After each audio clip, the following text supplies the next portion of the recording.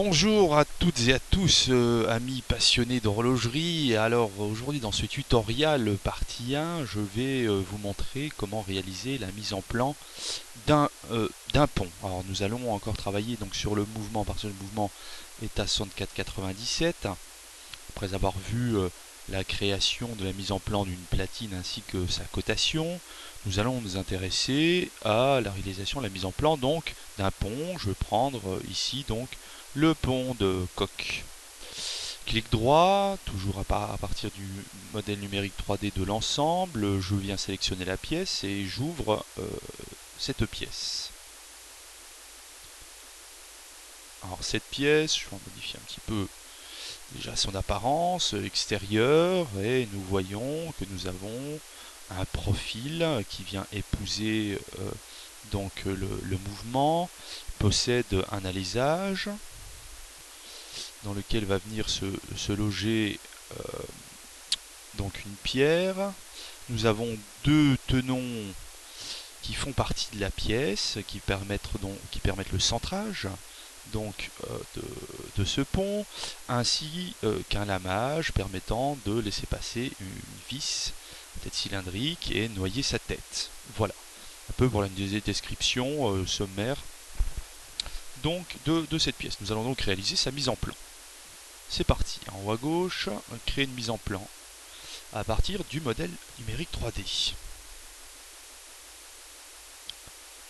Nous allons choisir le format.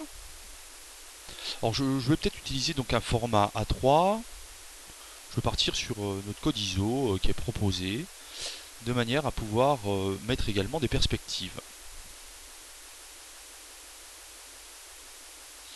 Je vais utiliser la vue de face, donc je prends ici dans la palette des vues, clic gauche, maintenu, et je viens l'insérer.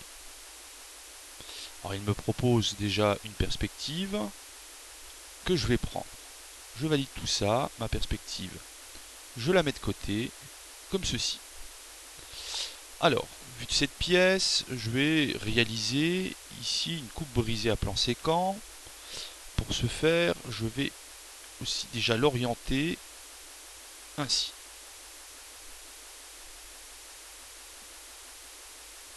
Je recommence deux fois les mêmes choses, moi. Très bien. Donc à partir de cette vue, eh bien, je vais devoir réaliser une coupe brisée à plan séquent. Je modifie son apparence en faisant apparaître les traits interrompus fins, voir le petit décrochement intérieur que nous avons. Très bien. Je vais sans doute modifier son échelle. Nous sommes à l'échelle 5. Ensuite, je passe à l'échelle 8. La représentation sera assez grande, assez lisible. Et également, ça nous permettra de mettre des éléments de cotation. Concernant la perspective, voilà, cette perspective, je vais l'habiller. Puis l'échelle est beaucoup trop importante. Si je fais une échelle 2 un peu petit, allez, échelle 5, je l'aurai ici. D'accord, donc je la mets de côté. Et je vais compléter aussi par une représentation en perspective présentant l'autre face. Comme ceci. Je reviens sur ma mise en plan qui apparaît ici et je viens dans disposition des vues, vue du modèle, il s'agit du coq et j'insère la vue du modèle actuel. Voilà. Je modifie son apparence. Je suis une échelle 5 comme la première. J'aurai ainsi mes deux perspectives décrivant donc la forme extérieure de la pièce. Parfait. Attaquons-nous cette fois-ci à la coupe brisée à plan séquent qui va passer par cet alésage, par les deux tenons de centrage, puis également par le lamage. Donc pour ce faire, esquisse, je vais construire ma ligne de construction. Ma ligne de construction, c'est de m'attacher proprement au centre et je viens passer par chacun des centres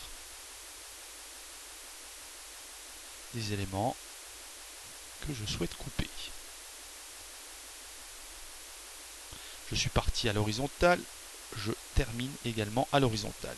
Je presse sur la touche échappe de mon clavier, voilà, et je viens sélectionner cette fois-ci chacune de ces traces en maintenant la touche CTRL de mon clavier.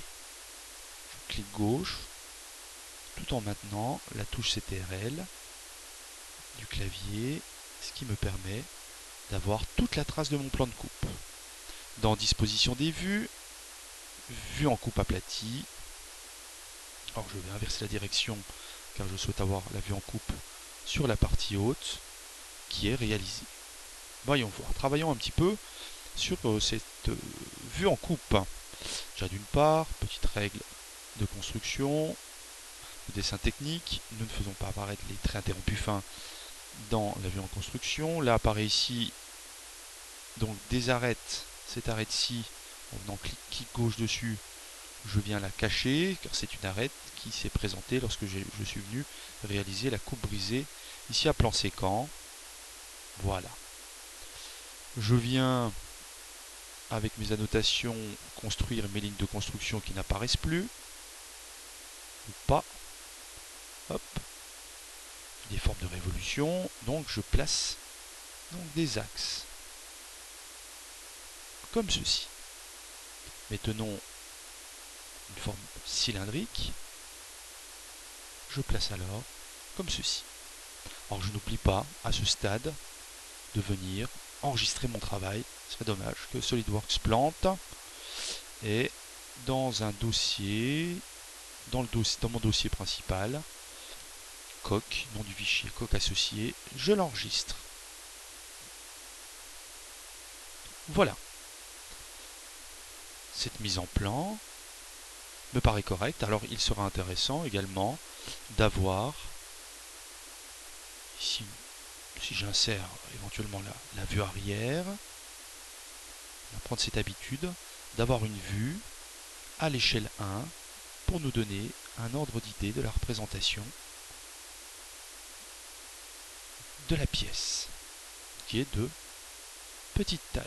Petite note complémentaire pour définir qu'il s'agit bien de l'échelle 1/1, comme ceci. Donc nous avons ici l'ensemble des vues nécessaires et suffisantes, a priori, à la représentation donc de cette pièce. Vérifions, l'échelle de représentation échelle 5, alors que nous avons modifié l'échelle initiale qui est à 8. Il nous faut alors modifier le cartouche. Clic droit, éditer le fond de plan, et nous modifions en double-cliquant dessus.